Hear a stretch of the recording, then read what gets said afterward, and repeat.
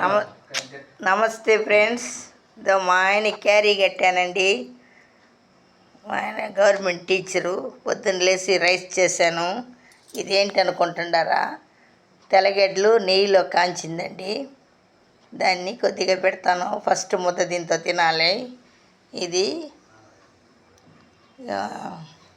మునగాకు పొడి అండి. ఇది పుదీనా కొబ్బరి పచ్చడి. ఇది రసం అండి. ఈరోజు మా ఆయన క్యారీ కట్టి పంపిస్తున్నాను. మీరు కూడా మీ భర్త ఆరోగ్యాలు బాగుండాలంటే ఇలా వంట చేసి పంపించండి. మన భర్త ఆరోగ్యం భార్య చేతిలోనే ఉంది కదండి.